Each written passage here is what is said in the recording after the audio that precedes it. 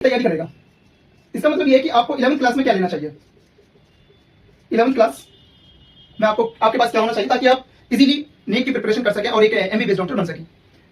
आपको 11th class में जो आपके डोमेन सब्जेक्ट रहेंगे जैसे हिंदी और इंग्लिश, ये कंपलसरी है, ये तो रहेगा ही रहेगा। उसके बाद जो आपको सब्जेक्ट्स लेने हैं वो लेने हैं बायोलॉजी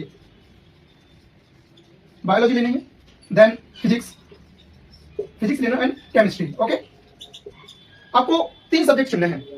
अगर आपको नीट की प्रिपरेशन करनी है और आपको लगता है कि मुझे एक एमबीबीएस डॉक्टर बनना है, तो आपको सिर्फ बायोलॉजी, फिजिक्स और केमिस्ट्री के साथ जो आपके डोमेन सब्जेक्ट रहेंगे 11th क्लास के जो हिंदी और इंग्लिश है उसके साथ जाना है। ओके, बायोलॉजी आपका कंपलसरी है, फिजिक्स एंड केमिस्ट्री। अगर आपके पास बायोलॉजी से आप 11th और 12th करते हैं तो आप जो नीट की एलिजिबिलिटी के लिए जो चीजें हैं उसको फुलफिल करते हैं।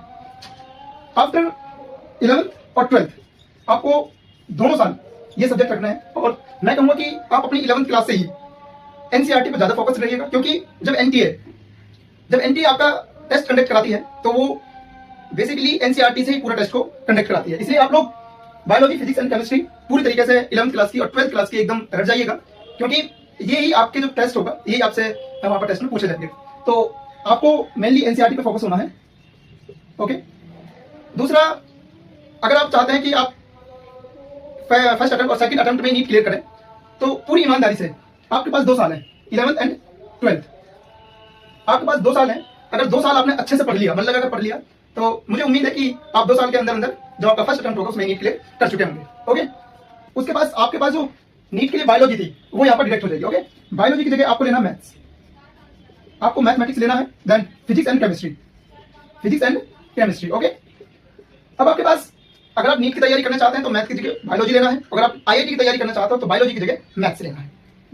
ये सिंपल है। ओके, और अब बात करते हैं कि अगर आप कंटिन्यू 2 साल 11th एंड 12th में अगर आप कंटिन्यू 2 इयर्स इन तीनों सब्जेक्टों पर अच्छी मेहनत करते हैं और अच्छी पकड़ बनाते हैं, एनसीईआरटी इसके लिए भी एनसीईआरटी ही है।